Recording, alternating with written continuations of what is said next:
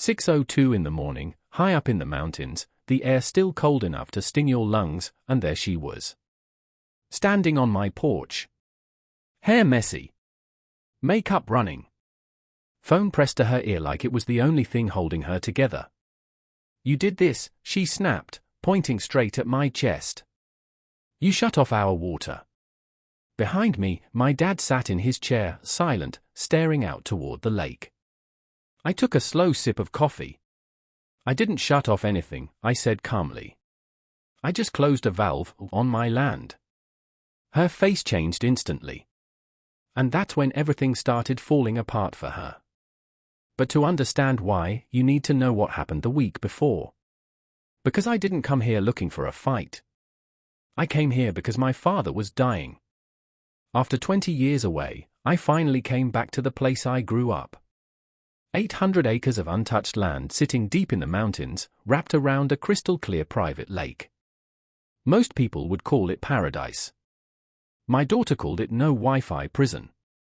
"You're seriously making us live here?" she asked, stepping out of the truck, staring at the old cabin like it personally offended her. My dad didn't say much. He just looked out at the lake like he was seeing something no one else could. "Still here," he whispered. At the time, I thought this place was just land. I didn't realize it was the reason powerful people were about to come after us. It started on the second day. A golf cart rolled up our dirt road like it owned the place. Out stepped a woman in a perfect blue suit, holding a clipboard like a weapon. "HOA," she said with a tight smile. "Summit Ridge Estates." She didn't introduce herself. Didn't need to. People like her don't ask for authority. They assume it. She started listing rules, access restrictions, shoreline limitations. Then she said something that made me pause. "The eastern shore of the lake is restricted to our community members only." I looked at her. Then at the lake. Then back at her. "This entire lake is on my property," I said. Her smile didn't move. "Yes," she said. "But there are agreements in place." That's when my dad spoke. One word. "No." It wasn't loud. But it carried weight. For a second, her smile slipped. At the time, I thought she was just another entitled HOA president. I didn't realize she was hiding something much bigger. 3 days later, the letters started. Fines. Warnings. Legal notices. All claiming we were violating community standards. Which was funny, because we weren't even part of their community. I drove into town to ask questions. That's when things got strange. People avoided eye contact.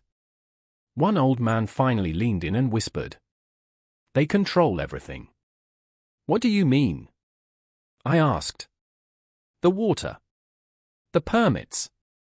The courts, all of it." That didn't sit right with me. That night, I sat with my dad by the fire. "They've been doing this for years," he said quietly. "Pushing. Pressuring. Waiting for me to give up." "Why?" I asked. He didn't answer right away. Just looked toward the lake. "They need something," he finally said. That stuck with me. Because people don't fight that hard over nothing. They weren't just after the land. They needed something on it. The breaking point came 2 days later. My daughter ran into the cabin, panicked. "Dad, you need to come outside. Now." I ran down toward the lake. And what I saw flipped a switch in me. My dad was in the mud. His wheelchair tipped over. And standing a few feet away was her. Same blue suit. Same cold expression. "His trespassing," she said flatly. For a second, I couldn't even process it. Then I saw my daughter's phone. Recording everything.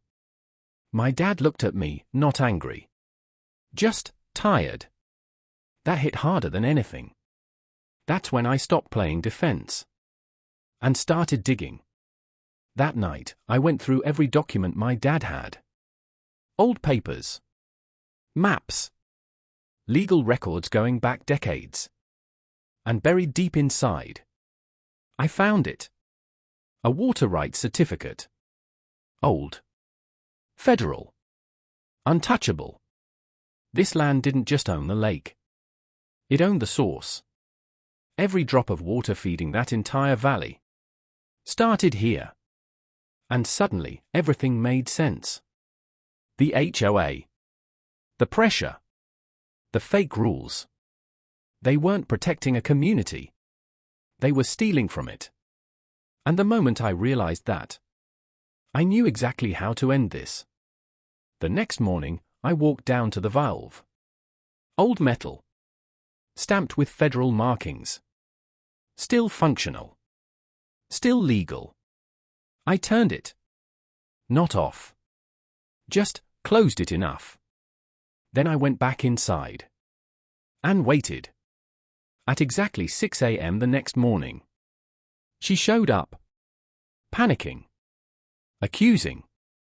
Threatening. "You have any idea what you've done?" she shouted. "Hundreds of homes are running on water that doesn't belong to you," I interrupted.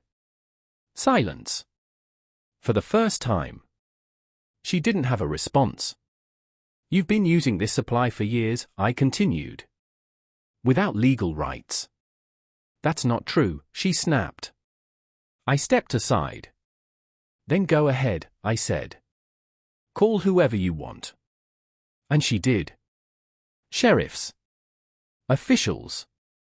Anyone she thought would save her. But when they arrived, everything changed. Because I wasn't bluffing. I showed them the documents. The maps. The proof. And then my daughter stepped forward. "Do you want to see something else?" she said. She held up her phone.